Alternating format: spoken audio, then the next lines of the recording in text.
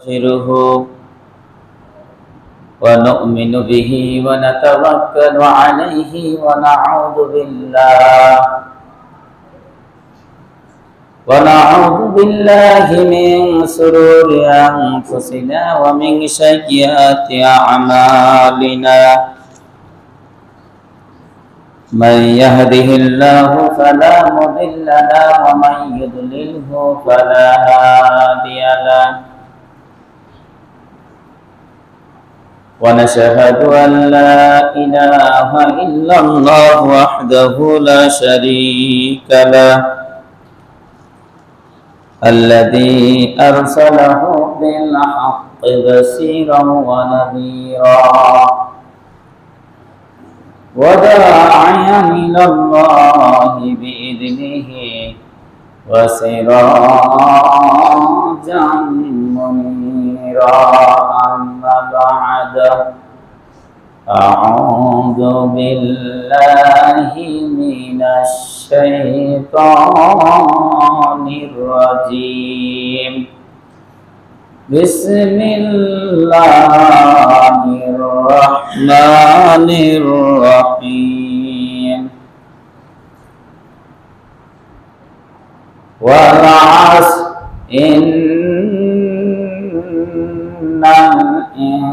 الإنسان لفي خسر إلا الذين آمنوا وعملوا الصالحات وتواصوا بالحق وتواصوا بالصبر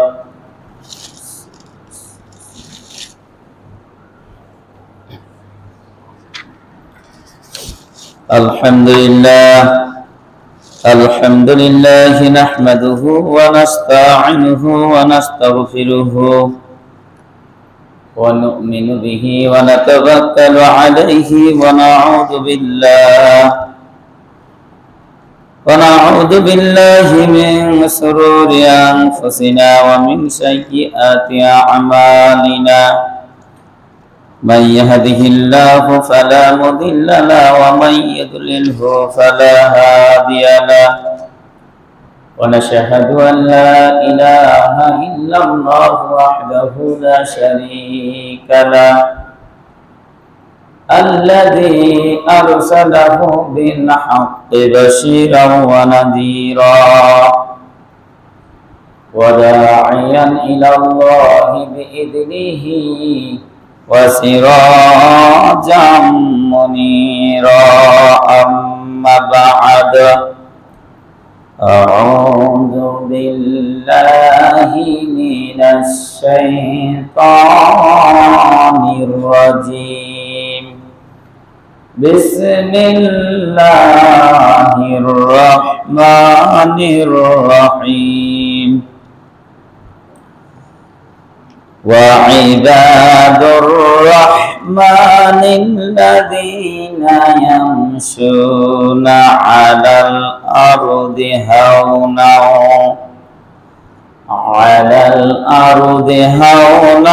وإذا خاطبهم الجاهلون قالوا سلاما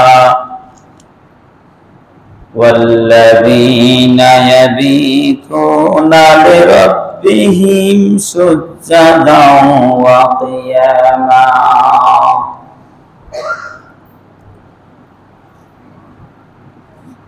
وعن أبي أيوب رضي الله تعالى عنه قال رسول الله صلى الله عليه وسلم من صام رمضان ثم تبعه ستا من الشهر كان صيام كالدهر رواه البخاري ومسلم প্রশংসা একমাত্র সেই মহান রব্বুল আলামিনের দরবারে যার অশেষ মেহেরবানিতে আমরা রমজানুল মুবারক মাস পার করে ঈদুল ফিতর আদায় করে শাওয়াল মাসের প্রথম জুমার মসজিদে আসতে পেরেছি। এই জন্য আমরা সেই মহান রব্বুল আলামিনের দরবারে শুকরিয়া জ্ঞাপন করছি। সকলে বলছি আলহামদুলিল্লাহ। শতকোটি দুরূদ ও তাসলিমা বর্ষিত বিশ্ব নবীর প্রতি সকলে বলছি সাল্লাল্লাহু আলাইহি ওয়াসাল্লাম।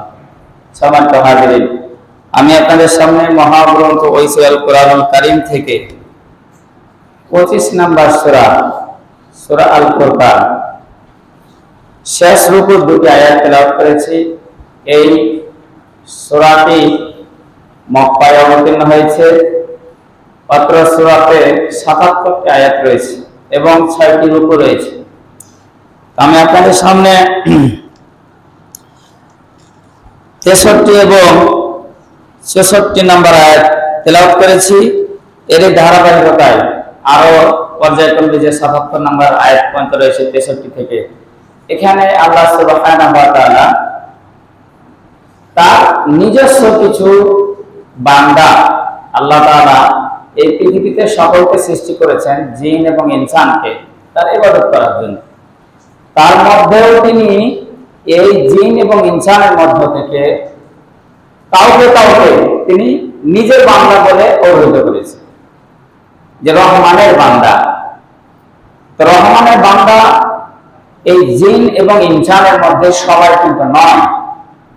আল্লাহ সুবহানাহু ওয়া তাআলা এই জিন এবং ইনসানের জন্য তিনি বলছেন যে আমা খালাকুল জিন্না ওয়াল ইনসা ইল্লা লিয়াবুদুন, আমি জিন এবং ইনসানকে শুধুমাত্র কেবলমাত্র আমার দাসত্ব করার জন্য, আমার ইবাদত বندگی করার জন্য তৈরি করেছি।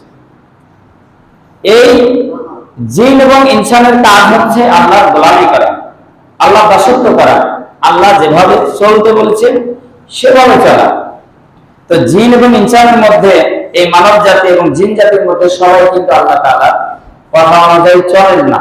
আর এই জন্যই তিনি দুইটি মরার পর জায়গা নির্ধারণ করে রেখেছে, একটি হচ্ছে জান্নাত, একটি হচ্ছে জাহান্নাম।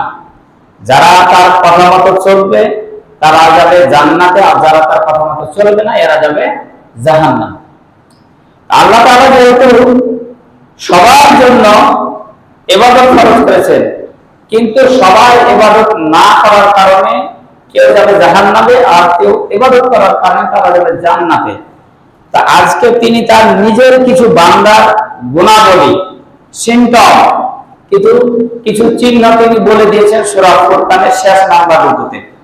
এই অত্র রুকুর মধ্যে 13টি গুণাবলী সম্পর্কে আল্লাহ তাআলা বলে দিয়েছেন যে আমার বান্দা, অর্থাৎ রহমানের যিনি বান্দা হবেন, যিনি আল্লাহ তাআলার নিজের প্রিয় বান্দা হবেন, এদের 13টি গুণ থাকা লাগবে। আমি আপনাদের সামনে এই 13টি গুণের সংক্ষেপে আলোচনা করে আজকের জুমায় তুলে ধরার চেষ্টা করব। এবং যে হাদিসটি তেলাওয়াত করেছি বুখারী মুসলিম শরীফের হাদিস, সেই হাদিসটির অনুবাদ প্রথমেই করে নি। হযরত আবু আইয়ুব আনসারী রাদিয়াল্লাহু তাআলা আনহু তিনি বলেন যে মান সামা রমাদানা, যে ব্যক্তি রমজান মাসে রোজা রাখলো, সিয়াম রাখলো, সুম্মাত বাহু, এই রমজানের পরে পরে সিত্তাম মিন শাহর কানা কাসানি দাহার, 6টি রোজা আরো শাওয়াল মাসে জারি রাখলো। রমজানের 30টি রোজা রাখার পর এই শাওয়াল মাসে আরো 6টি রোজা রাখলো।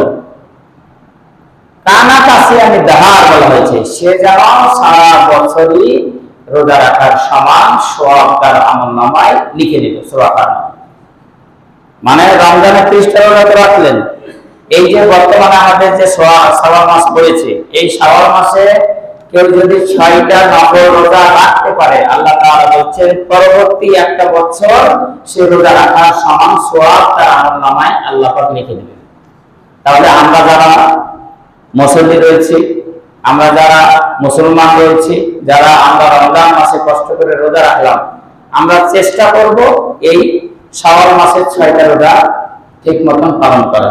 আপনি এলোমেলো করে 6টা রোজা রাখলেই হলো এই মাসের মধ্যে, শাওয়াল মাসের মধ্যে। যাও, আমি মূল আলোচনার দিকে যাই। আল্লাহ তাআলা তার প্রিয় বান্দার 13টি গুণের কথা তিনি অত্র সূরার শেষ রুকুতে আলোচনা করেছেন। আল্লাহ সুবহানাহু ওয়া তাআলা বলছেন, ওয়া ইবাদুর রহমানিল্লাযীনা ইয়ামশুনা আলাল আরদি হাওনা ওয়া ইযা খাতাবাহুমুল জাহিলুনা ক্বালু সালামা।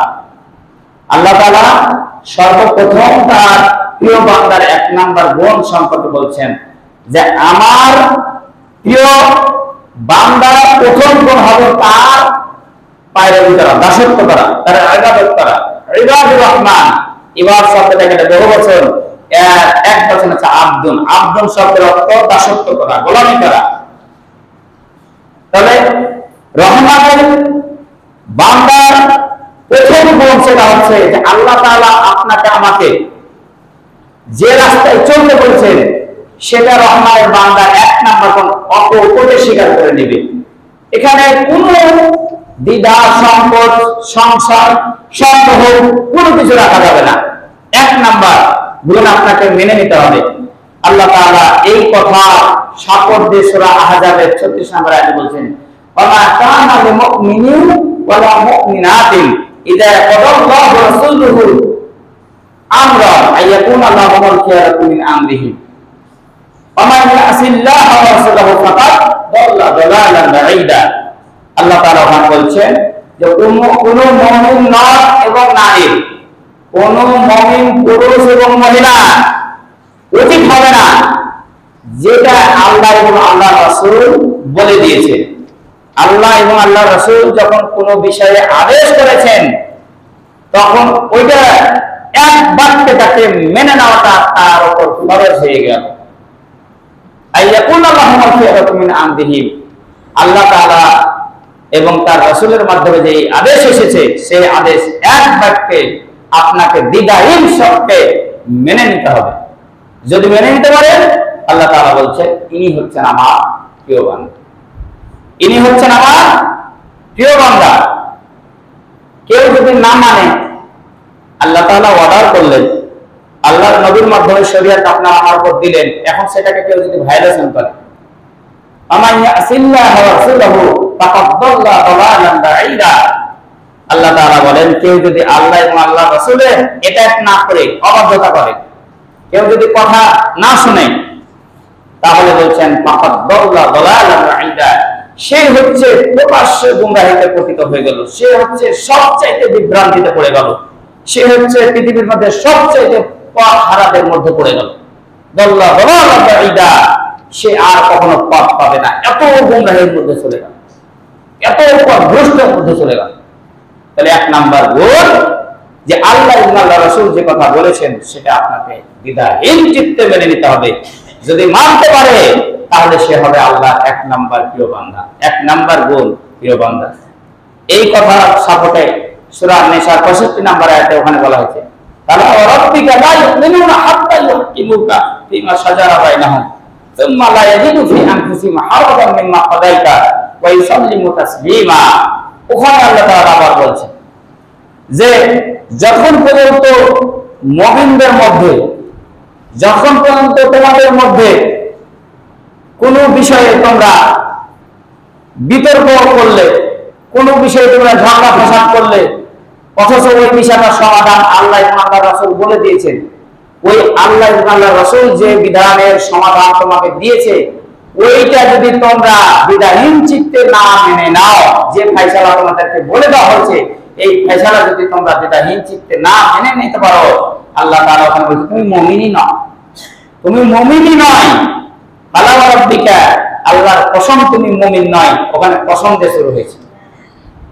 তার মানে বান্দা এক নাম্বার গুণ, রহমানের বান্দা যিনি আল্লাহর প্রিয় বান্দা হবেন, এর এক নাম্বার গুণ হচ্ছে আল্লাহ এবং আল্লাহ রাসূলের যে আদেশ এসেছে সব আদেশ এক বাক্যে আপনাকে আমাকে মেনে নিতে হবে। যদি মানতে পারেন তাহলে আপনি আল্লাহর প্রিয় বান্দা। আল্লাহ তাআলা অন্য জায়গায় বলেন যে মা আতাকুমুর রাসূলু ফাখুযুহু ওয়া মা নাহাকুম আনহু ফান্তাহু, রাসূল যা নিয়ে এসেছেন সেটাকে তোমরা গ্রহণ করে নাও, আর রাসূল যা নিষেধ করেছেন সেটাকে তোমরা বর্জন করো, সেটাকে তোমরা ছুঁড়ে ফেলে দাও। রাসূল যেটা এনেছেন সেটাই শরীয়ত, আর রাসূল যেটা নিষেধ করেছেন সেটাই হচ্ছে শরীয়ত বিরোধী। সুতরাং আপনার আমার উচিত হবে, যদি আল্লাহর প্রিয় বান্দা হতে চান, যদি কোনো মুমিন, মুমিনা নারী এবং নর এবং নারী, কোনো মুসলমান পুরুষ এবং মহিলা যদি আল্লাহর প্রিয় বান্দা হতে চায়, তাহলে এক নাম্বার গুণ অর্জন করতে হবে। সর্বপ্রথম তাকে মনে এটা ধারণ করতে হবে যে আমি হচ্ছে আল্লাহর গোলাম, আর গোলামের কাজ হচ্ছে মালিকের কথা শোনা। আমাদের মালিকের নাম কি? আল্লাহ না? আমাদের মালিক তো আল্লাহ। তাহলে আল্লাহকে আদেশ করবেন, আল্লাহকে অর্ডার করবেন, আমরা গোলাম, যেহেতু গোলাম হিসাবে মালিক মুনিবের কথা শোনা হচ্ছে গোলামের কাজ। সুতরাং 1 নম্বর গুণ গেল যে আল্লাহর প্রিয় বান্দা হতে গেলে তার আগে দাসত্ব করতে হবে, নিজেকে গোলাম হিসাবে আল্লাহর কাছে সঁপে ধরতে হবে। 2 নম্বর গুণ হচ্ছে আল্লাযীনা ইয়ামশুনা আলাল আরদি হাওনা। আল্লাহর প্রিয় বান্দার 2 নম্বর গুণ, যারা এই পৃথিবীতে চলাফেরা করবে, আল্লাহর যারা প্রিয় বান্দা তারা এই পৃথিবীতে চলাফেরা করবে খুবই নম্রভাবে, খুবই নরমভাবে, উগ্রভাবে চলাফেরা করবে না, অহংকার থেকে তাকাব্বুরি করে এই দুনিয়ার মাঝে তারা চলাফেরা করবে না। আল্লাহ তাআলা যারা প্রিয় বান্দা হবে এদের হচ্ছে 2 নাম্বার গুণ, যেটা হচ্ছে এই পৃথিবীতে তারা চলবে মাটির দিকে তাকিয়ে। আল্লাহ রাব্বুল আলামিন বলেন ওয়ালা তামশি ফিল আরদি মারহা। আল্লাহ সুন্দরভাবে বললেন এই পৃথিবীর বুকে যারা রহমানের বান্দা হবে, আল্লাহর প্রিয় বান্দা হবে, এদের 2 নাম্বার গুণ হচ্ছে এই পৃথিবীর বুকে যখন তারা চলাফেরা করবে তখন মাটির দিকে তাকিয়ে চোখকে নিচু করে করে অন্তরটা ভয়ে কাঁপিয়ে এমন ভাবে চলাফেরা করবে যে আমি এই দুনিয়াতে এসেছি স্থায়ী ভাবে নয়, এই দুনিয়ার বুকে আমি অস্থায়ী ভাবে এসেছি। ওয়ামা হাযিহিল হায়াতুদ দুনিয়া ইল্লা লাহবু ওয়া লাইবুন। এই দুনিয়া হচ্ছে খেলতামাশার জায়গা, এই দুনিয়ার মধ্যে মানুষ অনন্তকাল থাকার জন্য আসে নাই। এই দুনিয়া হচ্ছে একটা খেলতামাশার একটা ব্যাকগ্রাউন্ড, খেলতামাশার একটা মাঠ। সুতরাং খেলতামাশা যেমন একটা নির্দিষ্ট সময়ের মধ্যে হয়ে আবার শেষ হয়ে যায়, এই পৃথিবীর বুকে মানুষ একটা নির্দিষ্ট সময়ের পর আবার ওই আখিরাতে চলে যেতে হবে। এটা মানুষ বিশ্বাস করে, যারা ইমানদার, যারা মুমিন তারা বিশ্বাস করে এইটা তো একটা খেলতামাশার জায়গা। এখানে খেলতামাশা একটা স্টেডিয়ামে, একটা ফিল্ডে যখন মানুষেরা খেলে, যারা ফুটবল খেলে কয় মিনিট? 90 মিনিট। তাহলে ওই 90 মিনিট পর কি আর ওই জায়গাটা খেলা হবে? খেলা হবে। ক্রিকেট যখন খেলে 20 খেলা হবে, তারা 20 মিনিট করে 2 টিম 20 ওভার করে 40 ওভার খেলা। যারা ওয়ানডে খেলে 50 100 ওভার খেলবে, তারপর তো শেষ। যারা টেস্ট খেলবে দীর্ঘ 5টা দিন খেলবে 90 ওভার করে, তারপর তো শেষ হবে খেলাটা। আল্লাহ বলছেন এই দুনিয়াটা হচ্ছে একটা খেলতামাশার জায়গা, তোমার একটা সময় এখানে আছে, নির্দিষ্ট সময় এখানে রয়েছে। লিকুল্লি উম্মাতিন আজাল ফাইদা জাআ আজালুহুম লা ইস্তাখিরুনা সাআতাও ওয়া লা ইস্তাকদিমুন। আল্লাহ তাআলা বলেন প্রত্যেক উম্মতের জন্য, প্রত্যেক বান্দার জন্য যাদেরকে আমি জীবন দিয়েছি এদের জন্য একটা নির্দিষ্ট সময় রয়েছে বান্দা। এই সময় যখন চলে আসবে তোমার 1 মিনিট আগে তোমার জান কবজ করা হবে না। সময় যখন চলে আসবে 1 মিনিট তোমাকে আর সুযোগ দেওয়া হবে না। লা ইস্তাকদিমুনা সাআতা ওয়া লা ইস্তাখিরুন। কয়েক জায়গায় বলা হয়েছে যে 1 মিনিট আগেও মৃত্যুবরণ করা হবে না, 1 মিনিট পরেও তোমাকে সুযোগ দেওয়া হবে না। সুতরাং জাস্ট টাইমে এই দুনিয়া থেকে তোমাকে বিদায় নিতে হবে। সুতরাং ওয়ালা তামশি ফিল আরদি মারহা ইন্নাকা লান তাখরিকাল আরদা ওয়া লান তাবলুগাল জিবালা তুলা। বান্দা রহমানের বান্দার 2 নাম্বার গুণ, তারা নম্রভাবে চলবে। নম্রভাবে চলার বিপরীতে তারা অহংকারে চলে। এই অহংকারী বান্দাদেরকে আল্লাহ বলেন এই দুনিয়াতে অহংকার ভাবে চলিস না, তাকাব্বুরি ভাবে চলিস না। লান তাখরিকাল আরদা, আল্লাহ তাআলা বলেন এই জমিনে তুই লাঠি মেরে জমিনটাকে ফেড়ে দুচির করে দিতে পারবি না। এত মহান, এত টাকা করি কেন? এই জমিনে তুই কি লাঠি মেরে জমিনটাকে ফেড়ে দুচির করে দিতে পারবি? তোর এত ক্ষমতা হয়ে গেছে। নমরুদের এত ক্ষমতা ছিল, ফেরাউনের এত ক্ষমতা ছিল, আমাদের হালিম শেখ হাসিনার এত ক্ষমতা ছিল, এত বেড়ে বেড়ে কথা বলতো যে আমাদের ছাড়া পৃথিবীতে আর কেউ টিকতে পারবে না। আল্লাহ এই সমস্ত স্বৈরাচার, এই সমস্ত দুরাচার, এই সমস্ত ক্ষমতাবলম্বী লোকদেরকে বলছে তোরা এত ক্ষমতা মানি খেয়ে গেছিস, জমিনটাকে লাঠি মেরে ঘিরে চৌচির করে দিতে পারবে? আচ্ছা জমিন যদি চৌচির না করতে পারে, বললাম তারপর দিবাল আতোলা, অথবা এই যে আমি পাহাড় দিয়েছি, উঁচু উঁচু পাহাড়গুলো জমিনে দিয়েছি, এই পাহাড়গুলোকে এক লাফে তুই ওই পাহাড়ের চূড়াতে উঠতে পারবি? তোর এত ক্ষমতা হয়ে গেছে। যদি ক্ষমতা থাকে জমিনকে লাথি মেরে চৌচির করে দেখা, আর যদি ক্ষমতা থাকে এক লাফে ওই পাহাড়ের চূড়াতে উঠে দেখা। এটা কার কথা? আল্লাহর কথা। সুতরাং ওয়ালা তামশি ফিল আরদি মারাহা, অহংকার করে চলিস না, নিচের দিকে ফিরে চল। ওয়াইবাদুর রহমানিল্লাযিনা ইয়ামশুনা আলাল আরদি হাওনা, তাহলে রহমানের 2 নাম্বার বান্দার গুণ হচ্ছে যারা এই দুনিয়াতে নম্র হবে, নরম ভাবে, নিচু ভাবে চলাফেরা করে, নিচু ভাবে চলাফেরা করে।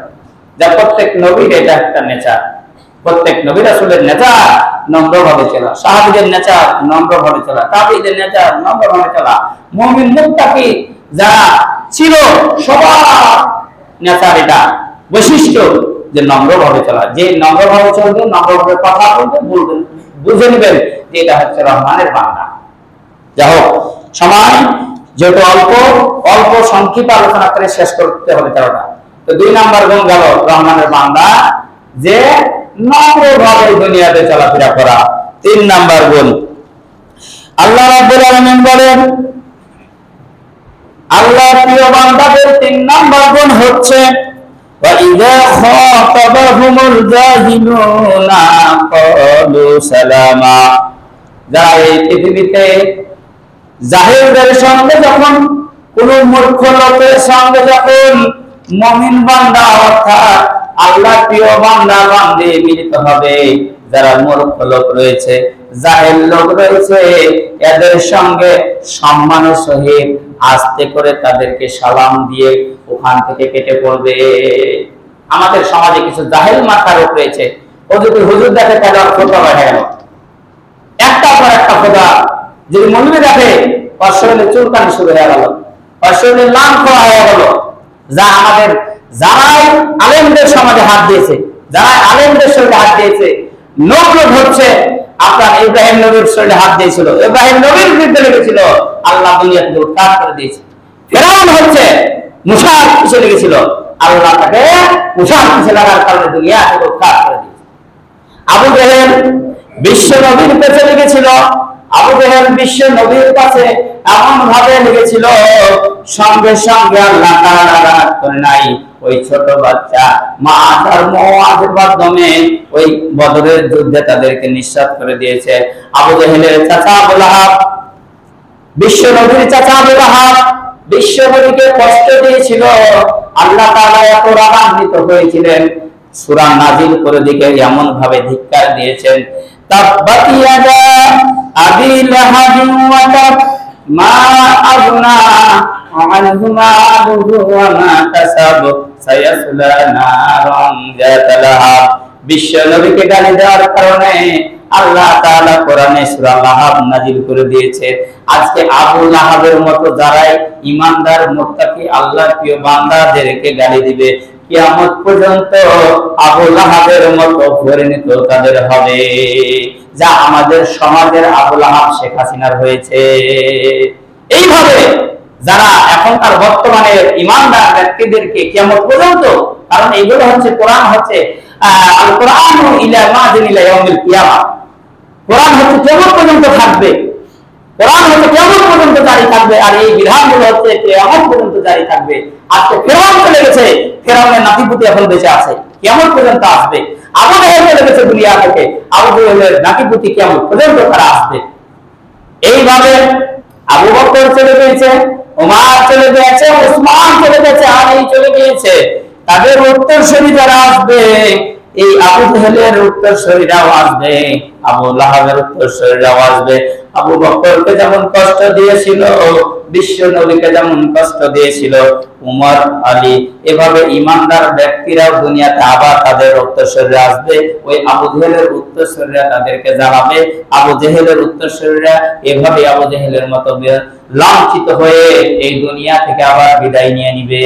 কিন্তু এগুলো বুঝতে চায় না, এগুলো আসলে বুঝতে চায় না, এগুলো বুঝতে চায় না। দুঃখের বিষয় যে 117টা বছর পর বাংলাদেশ থেকে গেল, এখন আমাদের মাঝে আরো নতুন নতুন স্বৈরাচার রেডি হয়ে তাদের দশাতে কি হলো এগুলো বুঝতে চায় না। মানে নগরে দেখতে বলেছে তাদের কি অবস্থা, আর এরা স্বৈরাচার হওয়ার জন্য অলরেডি রেডি হয়ে গেছে।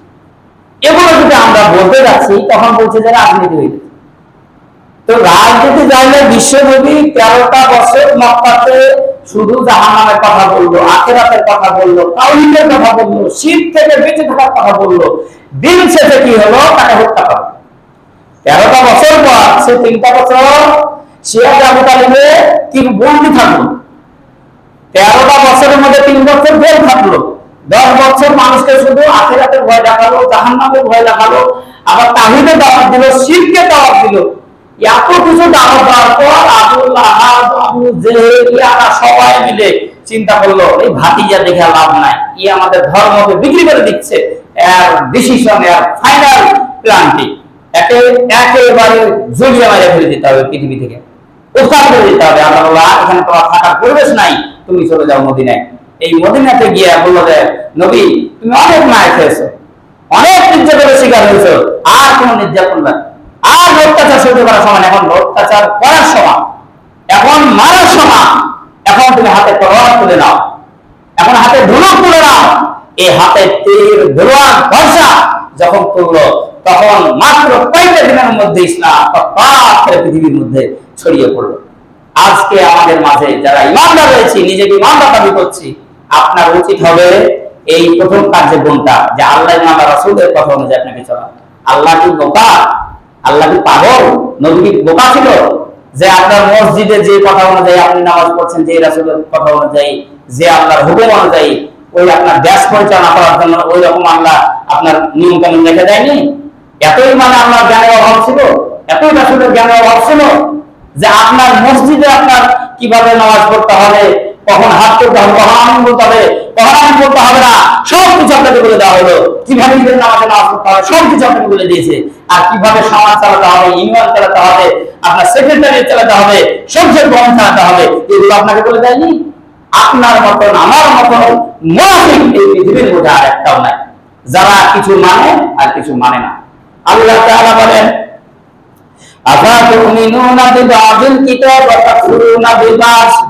বান্দা তুমি কিতাবের কিছু অংশ মানবা আর কিছু অংশ মানবা না বান্দা, তা তো হবে না।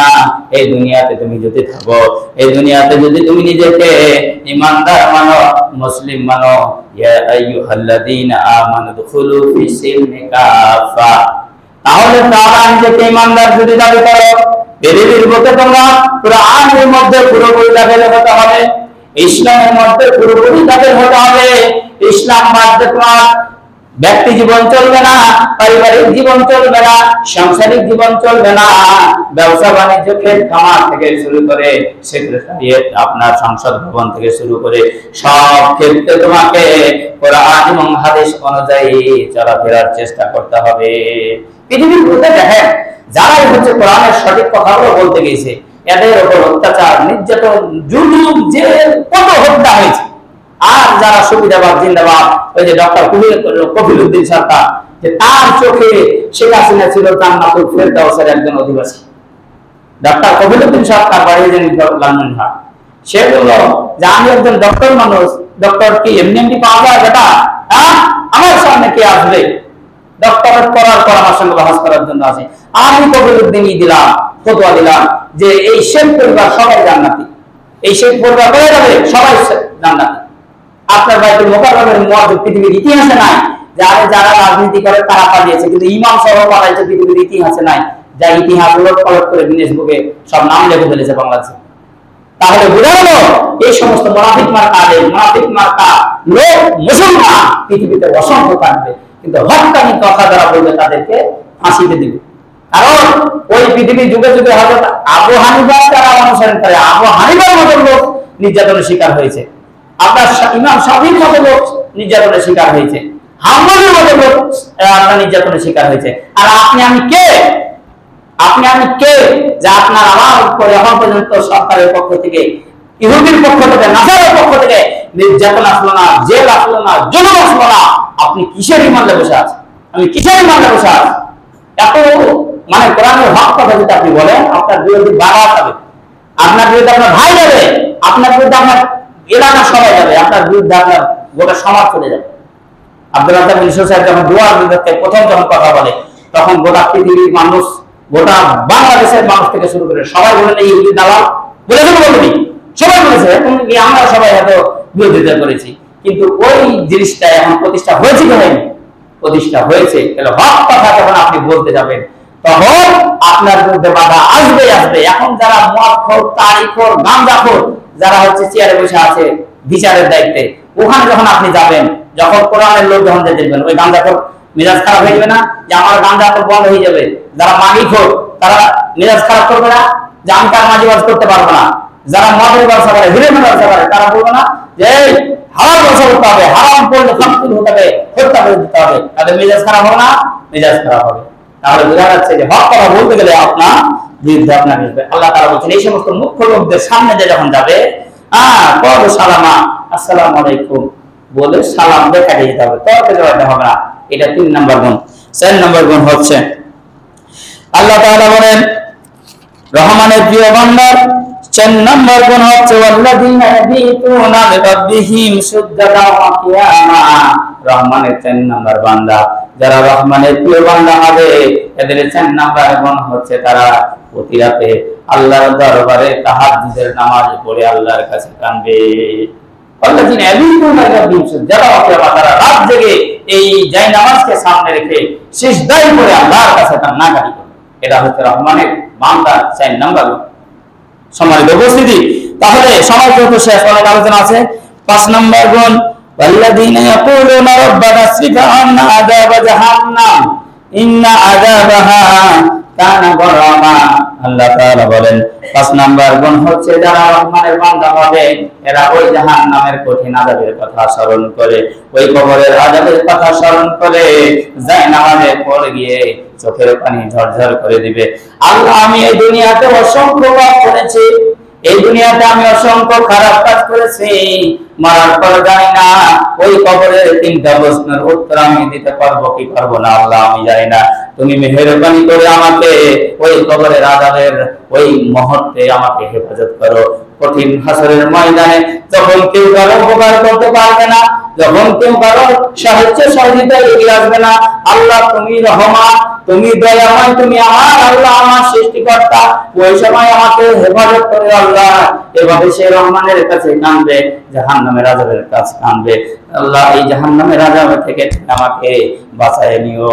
এভাবে সে কিন্তু কাঁদতে থাকবে যে আমাকে ওই কবরের আযাব, জাহান্নামের আযাব, হাসরের ময়দানের কঠিন পরিস্থিতিকে আল্লাহ তুমি আমাকে হেফাজত করে নিও। সম্মানিত উপস্থিতি, ইন্না হাসারাত মুস্তাকাররা ওয়া মুকামা, কেননা জাহান্নামের যে জায়গাটা খুবই খারাপ জায়গা, খুবই নিকৃষ্ট জায়গা, এত নিকৃষ্ট জায়গা যে ওই জায়গাটা আপনি টিকতে পারবেন না।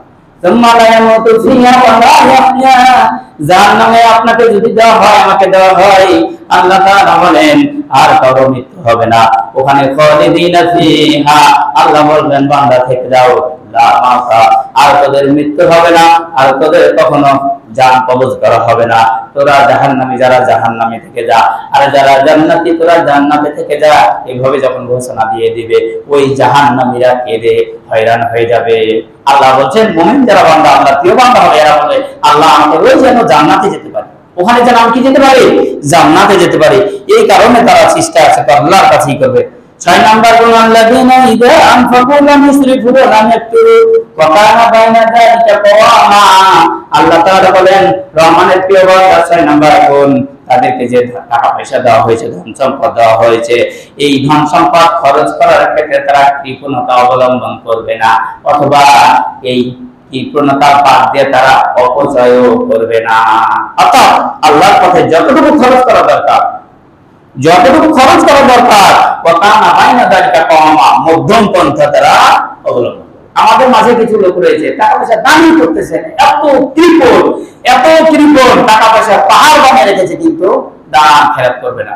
আবার কিছু লোক রয়েছে অপচয় খরচ করে দেয়। যদি কেউ বলে যে আপনার যাত্রা করবো রঞ্জিপুরে, টাকা লাগবে 100, কিসের 100, 20,000 দিয়ে দিলাম, এইসব মমতাজকে নিয়েছো, আরেক বাচ্চাকে নিয়েছো, যেগুলো মানে নাম ছাড়িয়ে দেয়, এদেরকে দিয়েছো, তোমাকে 1,000 টাকা দেবো, এরকম আছে না?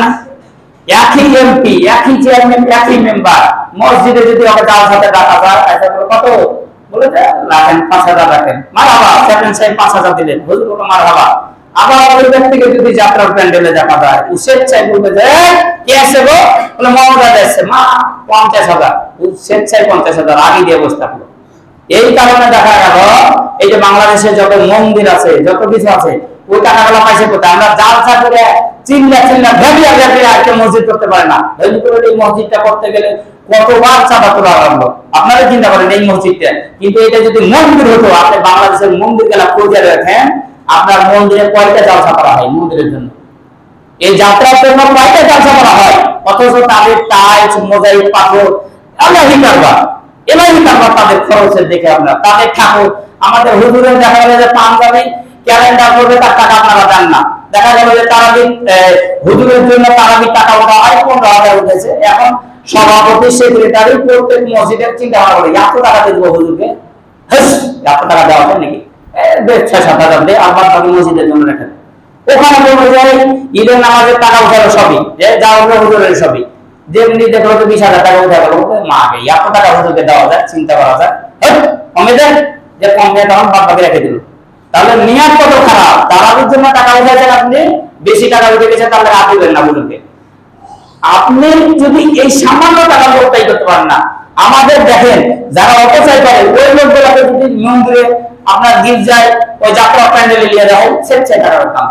যাও, সময় শেষ হয়ে গেছে, আর আমি সংক্ষেপে 1 মিনিট আবার শেষ করে 5 মিনিট বাজে গেছেন। তাহলে এটা 6 নাম্বার পন্থা হবে, যারা টাকা পয়সা দিয়েছে মধ্যম পন্থায় দান করবে, যেখানে দান করা দরকার সেখানে দান করবে। তারপর 7 নাম্বার হচ্ছে আল্লাযিনা লা ইয়াদউনা মা আল্লাহি ইলাহান আখার, তারা আল্লাহর সাথে শরীক করবে না। এই আয়াতটা খুবই গুরুত্বপূর্ণ, এখানে 3টা গুণের কথা বলা হয়েছে 7, 8, 9, যে যারা আল্লাহর সাথে শরীক করবে না। তারপর ওয়ালা ইয়াকতুলুনা নাফসাল্লাতী হারামাল্লাহু ইল্লা বিল হক, অন্যায় ভাবে মানুষকে হত্যা করবে না। ওয়ালা ইয়াজনুন, এবং জিনা ব্যভিচারে লিপ্ত হবে না। এরা যদি এই 3টা কাজে লিপ্ত না হয় তাহলে রহমানের বান্দা। আর যদি কেউ শিরকে লিপ্ত হয়, আপনার অন্যায় ভাবে মানুষকে হত্যা করে অথবা জিনা ব্যভিচারে লিপ্ত হয়ে যায়, আল্লাহ তাআলা বলেন ওয়া ইয়াফআল যালিকা আসামা ইযাআত লাহু আযাবু ইয়াউমাল কিয়ামা, এদেরকে এই 3টে গুণের অধিকারী যারা, এদেরকে কিয়ামতের দিন ডবল আযাব দেওয়া হবে। যারা শিরক করবে, মানুষকে অন্যায় হত্যা করবে, এবং যারা জিনা ব্যভিচারের সঙ্গে জড়িত হয়ে যাবে। তাহলে এই 3টা গুণ এখন আমাদের মাঝে আছে না নাই? আছে। জীবনে কে যে 1.5 লাখ টাকা 7 লাখ টাকা দিয়ে দিলেন, তারা ওই খাদ্যের আপনাকে 7 লাখ টাকা দিয়ে দেওয়া হলো না? তাহলে এই যে এই লোকগুলা যদি আপনারই হয়, মানে জড়িত হয়ে যায়, তাহলে শিরকের সঙ্গে জড়িত, অন্যায় হত্যা এবং এই জিনা ব্যভিচার, তাহলে আল্লাহ বলছেন যে এদেরকে ডবল আযাব দেওয়া হবে। তারপর 10 নাম্বার গুণ আছে ওয়াল্লাযিনা লা ইয়াশহাদুনা যুর, যারা মিথ্যা সাক্ষী দিবে না। আজকে মিথ্যা সাক্ষীতে ভরপুর হয়ে গেছে। আজকে নিজামী সাহেব, সাহেবী সাহেব থেকে শুরু করে জামাতে যে বড় বড় লিডার বলে, এরা মিথ্যা সাক্ষী বলে ফাঁসি দিয়েছে। এখন বুঝেছে জাতির কাছে, এখন তো বাঁচতে যাচ্ছে যে কত মিথ্যা কথা বলেছিল। ওরে সুবহানাল্লাহ, আমলি করা 4টিখানি বিভাগ হয়। আমলি করতে গেলে আপনাকে আগে মিথ্যা কথা শিখতে হবে। এটাই তাদের ট্রেনিং ছিল, যে যে যত মিথ্যা কথা বলতে পারবে তার পথ কত বড় হয়ে যাবে। যা আমাদের পাওয়া কথা, ওবায়দুল কাদের সাহেব ছিল, এত মিথ্যা কথা বলতে পারতো। তো দেখেন এই মিথ্যা কথা বলতে বলছে যে প্রিয় বাবা হতে গেলে মিথ্যা কথা ছাড়তেই হবে। এটা নাম্বার গুণ, 10 নাম্বার গুণ। তারপর আল্লাহ বলছে যে মাররুবিল্লাহ বিমাররুফিরামা, 11 নাম্বার গুণ হচ্ছে ওয়াসার ওয়াসলিল খারাপ কথাবার্তা যদি কেউ শুনে ওটাকে অ্যাভয়েড করে, ওখান থেকে এড়িয়ে চলে যাবে। গান বাজনা হচ্ছে যেমন আমাদের এখন বর্তমানে পাকের ঢাক, ঢোল, গান বাজনা এমন ভরপুর হয়ে যাচ্ছে, বিয়ে শাদী হলে গান বাজনা ভরপুর হয়ে যায়। আল্লাহ তাআলা বলেন প্রিয় বান্দা যদি হয় তাকে কানে হাত দিয়ে আস্তে করে ছুটে যাবে, যতটুকু মানে বেঁচে থাকা দরকার বেঁচে থাকার চেষ্টা করবে। আর 12 নাম্বার হচ্ছে ওয়াল্লাযিনা ইযা যুকিরু বিআয়াতি রাব্বিহিম লাম ইয়াখিরু আলাইহা সামাউ মিয়ানা। 12 নাম্বার গুণ হচ্ছে যখন আল্লাহর আয়াত স্মরণ করে দেয়, তখন বোবা এবং বহরা মানুষের মতন ওই আল্লাহর প্রিয় বান্দা যারা হবে তারা ব্যবহার করে না। হ্যাঁ বলে তুমি যেভাবে নামাজ পড়ছো এটা নামাজ হয় মানে নেবে, তুমি রোজা রাখছো না কেন? আল্লাহ বলছে রোজা রাখতে, রোজা রাখো। এই যে প্রিয় বান্দা যদি হয় রোজা রাখবে, বিড়ি খেতে কেন তুমি? এই ভুল খাইলে না, বয়স হয়ে গেছে, তোমার দাড়ি চুল সব বললি সব পেকে গেছে, তারপর ভুল ছাড়ছো না তুমি, এই ভুল ছাড়ো। প্রিয় বান্দা যদি হয় ভুল ছেড়ে দিবে। এটা হচ্ছে রহমানের 12 নাম্বার গুণ, মানে রহমানের বান্দার 12 নাম্বার গুণ। শেষ যে গুণ সেটা আছে ওয়াল্লাযিনা ইয়াকুলুনা রাব্বানা হাব লানা মিন আজওয়াজিনা ওয়া যুররিয়াতিনা কুররাতা আইনি ওয়াজআলনা লিল মুত্তাকিনা ইমামা। আল্লাহ তাআলা প্রিয় বান্দা যারা, এরা শেষ আল্লাহর কাছে দোয়া করবে যে আল্লাহ আমাদেরকে এমন স্ত্রী দান করো, এমন সন্তান সন্ততি দান করো যাদেরকে দেখলে আমাদের চোখটা জুড়িয়ে দেয়। আমাকে যাদেরকে দেখলে, আজকে আব্দুল্লাহ বিন আব্দুর রাজ্জাক, আব্দুর রহিম বিন আব্দুর রাজ্জাক, আব্দুর রহমান বিন আব্দুর রাজ্জাক, তাদের ছেলে মেয়েটাও দেখেন, একটা বাপে নিজে তো বড় আলেম, আবার 4টে ছেলে মেয়েকে সব থেকে বড় আলেম বানিয়েছে, যা পৃথিবী মানে জগৎ বিখ্যাত, এরকম ছেলে মেয়ে দেখে আপনার অন্তর এমনি ভালো। আপনি দেখেন যে ধনজিপুর থেকে যদি আমরা 3 ভাই, আমরা এই গ্রাম থেকে হয়তো মুরগি এক বাড়ি থেকে হইলাম, তাহলে আমাদের ব্যাপারে যদি আমাদের ঘটনা একটু চোখটা ই হবে, কেননা যে আর কিছু না হবে, আমার জানা যাবে তো প্রোগ্রাম বেটারা, এটা শুনে তো খুশি লাগবে যে আর কিছু থাকবে, যাতে মসজিদে আপনি হয়তো আগে ইমামতি দিতে যাচ্ছে, এটা তো মানে দেখে মানে মনটা ভালো লাগবে। তো আপনার ওই আমাদের আব্দুল্লাহ তাহলে ছেলে মেয়ে স্ত্রী থেকে শুরু করে সবাই আনেন। আল্লাহ তাআলা বলছেন যারা রহমানের প্রিয় বান্দা হবে আল্লাহর কাছে কাঁদবে, এমন স্ত্রী দান করো, এমন সন্তান দান করো যাদেরকে দেখে আমার চোখ নয়ন জুড়িয়ে যায়, আমি খুশি হয়ে যাই।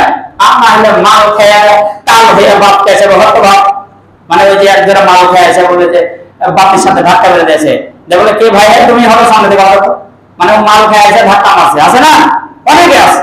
তো যাক সময় শেষ হয়ে গেছে, আমরা চেষ্টা করব এই যে 13টি গুণের কথা বললাম, যে 1 নাম্বার আল্লাহর প্রিয় বান্দা হতে হবে, 2 নাম্বার হচ্ছে নম্রভাবে চলতে হবে, 3 নাম্বার হচ্ছে মূর্খদের সাথে দেখা হলে সালাম দিয়ে চলে যেতে হবে, 4 নাম্বার হচ্ছে আপনাকে জাহান্নাম থেকে বাঁচতে হবে, 5 নাম্বার হচ্ছে আপনার মধ্যম পন্থায় দান খয়রাত করতে হবে, 6 নাম্বার হচ্ছে আল্লাহর সাথে শিরক করা যাবে না, 7 নাম্বার হচ্ছে কাউকে অন্যায় হত্যা করা যাবে না, 8 নাম্বার হচ্ছে জেনা ব্যবসার সাথে লিপ্ত হওয়া যাবে না, 9 নাম্বার হচ্ছে মিথ্যা কথা বলা যাবে না, 10 নাম্বার হচ্ছে আপনার কোনো অশ্লীল ফাহিশা গান গুজব এগুলো দেখা হবে না, এবং সর্বশেষ নাম্বার হচ্ছে আল্লাহর কাছে এমন স্ত্রী সন্তান চেতে হবে যাদের জন্য আপনি দেখলে যাদেরকে নয়ন তৃপ্ত আপনার মনটা ভরে যায়। আল্লাহ পাক আমাদের সকলকে এই 13টি গুণ যেন নিজের মধ্যে ধারণ করার তৌফিক দান করে, তার প্রিয় বান্দা হিসেবে আল্লাহ কবুল করেন। আল্লাহু আমিন। সময় অনেক পার হয়ে গেছে, যাই হোক আমি আপনাদের এই 13টা গুণ শেষ করার জন্য একটু সময়টা পার হয়ে গেল। আমি আপনাদের আহ্বান করবো আমাদের মাঝে যারা হচ্ছে গ্রামবাসী রয়েছে, অনেক চেঞ্জ হয়েছে। একটা ছেলে যেমন একটা জালসা হলো, ছেলে পেয়ে ধরেন আপনার ইফতারি করলো, এটা কিন্তু অনেক চেঞ্জ হয়েছে। আমি এই বড়দের যারা আছে চাচা বা দাদা বা যারা আছেন, আপনাদের আহ্বান করবো ছেলেরা যে বিষয়ে আছে আপনার যদি বাধা দেন যে কোনো ভালো কাজে, কিন্তু সমাজটা উন্নতি হবে না। আর যদি আপনারা সহযোগিতা করেন, তারা দেখবেন আপনার মসজিদ মাদ্রাসা থেকে শুরু করে সব দিনে দিনে উন্নতি হবে, দেশেরই উন্নতি হবে, আপনার বাহির উন্নতি হবে না, এবং ছেলেগুলোও দিনের পথে থাকবে। আমি সকলের মানে সুস্বাস্থ্য কামনা করে আমরা যেন এই সিয়ামের শিক্ষাকে আমাদের জীবনে ধারণ করে আমরা চলতে পারি সেই আশা ব্যক্ত রেখে আজকে সংক্ষিপ্ত জুমার বক্তব্য শেষ করলাম। আল্লাহুম্মা সাল্লি আলা মুহাম্মাদ ওয়া আলা মুহাম্মাদ কামা সাল্লাইতা আলা ইব্রাহিম ওয়া আলা